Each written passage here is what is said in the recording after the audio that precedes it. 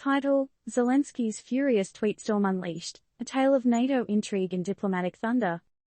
TLDR, Ukraine's Prez, Volodymyr Zelenskyy, crafts an angry tweet mid-flight to the NATO summit after discovering some behind-the-scenes tweaks to the final declaration.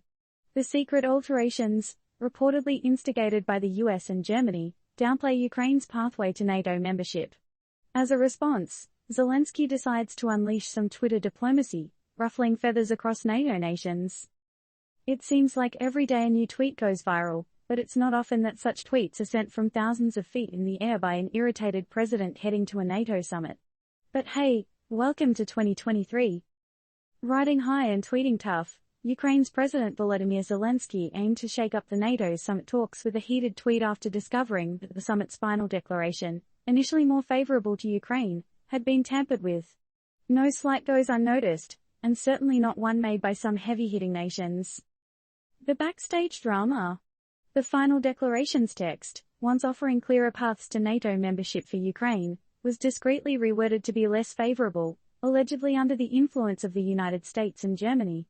Talk about friends with beneficial edits. However, the plot thickens. It seems the reactionary tweet from Zelenskyy and his crew might have backfired. Instead of catalyzing some rapid-fire diplomacy, it left the US miffed as they hadn't been given a heads-up about the tweet, and had the UK delegation and part of Germany's delegation jumping into smooth ruffled diplomatic feathers. Sounds like an episode from a political thriller, right? But let's get real for a moment. The world of diplomacy has always been a tricky game of chess, with each move calculated to ensure the best outcome. So, when words are quietly changed, and paths to membership get mysteriously murky, reactions are bound to happen. And in this digital age, what's a better way to react than with a tweet heard around the globe? Yet, the question still lingers, did Zelensky's tweetstorm end up helping or hurting Ukraine's cause? In the world of 280 characters, is it the perfect place to air out international grievances, or does it simply create more static in an already noisy world? Was it the right move to use social media as a political tool, or did it stir up more controversy than conversation? So, what's your take? Can tweets truly change the course of diplomacy, or do they just lead to more diplomatic discord?